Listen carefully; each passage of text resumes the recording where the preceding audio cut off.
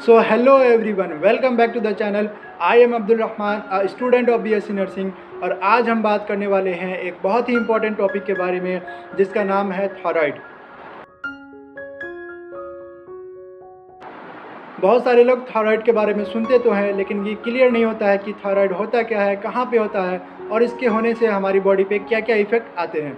तो आइए आज इसको सिंपल तरीके से समझते हैं। सबसे पहले समझते हैं कि ग्लैंड्स क्या होती है। ग्लैंड्स हमारी बॉडी में एक फैक्ट्री की तरह होती है जो हमारी बॉडी में कुछ केमिकल्स रिलीज़ करती है। ये केमिकल्स हार्मोन्स कहलाते हैं जो हमारी बॉडी को काम करने के लिए इंस्ट्रक्ट करती है। अब थायराइड एक बटरफ्लाई शेप की ग्लैंड है जो हमारे नेक के फ्रंट पार्ट में प्रेजेंट होती है। अब ये ग्लैंड्स हमारी बॉडी में कुछ हार्मोन्स रिलीज़ करती है जैसे कि ट्राईआइडोथायरोनिन एंड थायरोक्सिन, जिसे हम T3 और T4 भी कहते हैं। इन हार्मोन्स का काम होता है हमारी बॉडी में मेटाबॉलिज्म को रेगुलेट करना, यानी कि हमारी बॉडी की एनर्जी यूज करने की स्पीड को रेगुलेट करना, हमारा हार्ट रेट, हमारा बॉडी वेट, हमारा बॉडी टेम्परेचर, हमारा मूड और एनर्जी लेवल भी इसी हार्मोन से बैलेंस होता है। अब थायराइड्स टू टाइप्स की होती है। फर्स्ट है हाइपोथायराइडिज्म।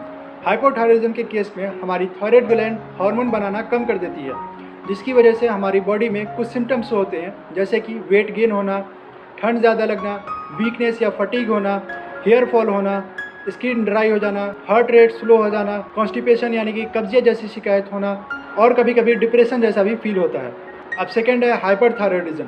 इस कंडीशन में हमारी थायराइड ग्लैंड हार्मोन ज़्यादा रिलीज़ करने लगती है, जिसकी वजह से हमारी बॉडी में कुछ सिम्टम्स होने लगते हैं जैसे कि वेट लॉस होना, एंजाइटी या घबराहट महसूस होना, हार्ट रेट इंक्रीज़ होना, हाथ पैर काँपने लगना और कई लोगों में नींद की भी प्रॉब्लम आने लगती है। अब थायराइड में सबसे बड़ा कन्फ्यूज़न होता है वेट को लेके। कुछ लोग बोलते हैं कि हाइपोथायराइडिज्म के केस में हमारा वेट बढ़ने लगता है और हाइपरथायराइडिज्म के केस में हमारा वेट घटने लगता है। लेकिन कुछ कंडीशंस ऐसी होती है जिसमें हाइपरथायराइडिज्म के केस में हमारा वेट लॉस होने लगता है और हाइपरथायराइडिज्म के केस में हमारा वेट बढ़ने लगता है। कभी कभी ये ओवर मेडिकेशन की वजह से भी होता है, यानी कि मेडिसिन यूज़ करते हैं थायराइड में वो हम ज़्यादा लेने लगते हैं, इस कंडीशन में भी ऐसा होता है। थायराइड ग्लैंड नॉर्मली हमारी बॉडी में एक बैलेंस अमाउंट में हार्मोन्स रिलीज़ करती है, लेकिन जब ये बैलेंस बिगड़ जाता है तब थायराइड डिजीज़ डेवलप होती है।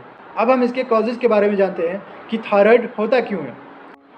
तो फर्स्ट है ऑटो इम्यून डिजीज़। इस कंडीशन में हमारा इम्यून सिस्टम जो कि हमें बैक्टीरिया वायरस से प्रोटेक्ट करता है, यानी कि जब हमारी बॉडी पे बैक्टीरिया वायरस अटैक करता है तब हमारा इम्यून सिस्टम उसे किल करके हमें प्रोटेक्ट करता है।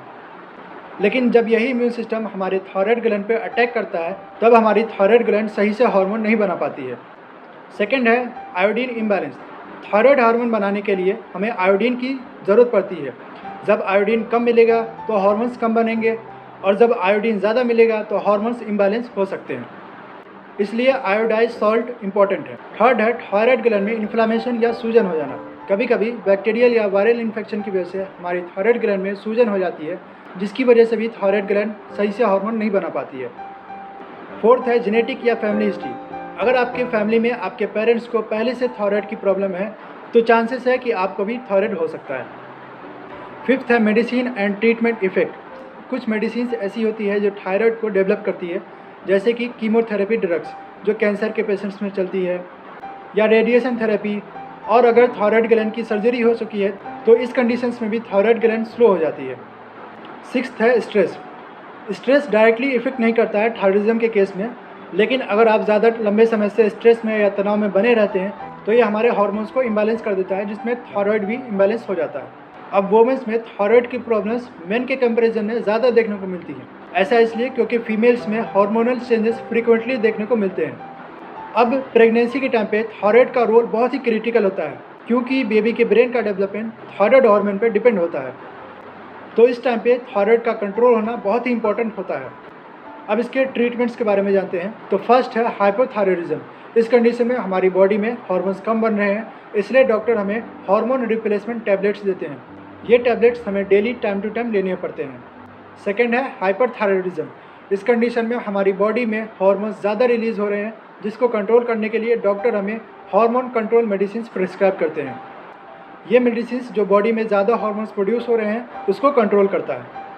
अब इसके होम केयर के लिए आप सिंपल स्टेप्स फॉलो कर सकते हैं, जैसे कि स्ट्रेस को कंट्रोल करें, ज़्यादा तनाव में, ज़्यादा टेंशन में न रहें, रेगुलर फिजिकल एक्टिविटी करें जैसे कि जॉगिंग, योगा, एक्सरसाइज, ये सब ज़रूर करें।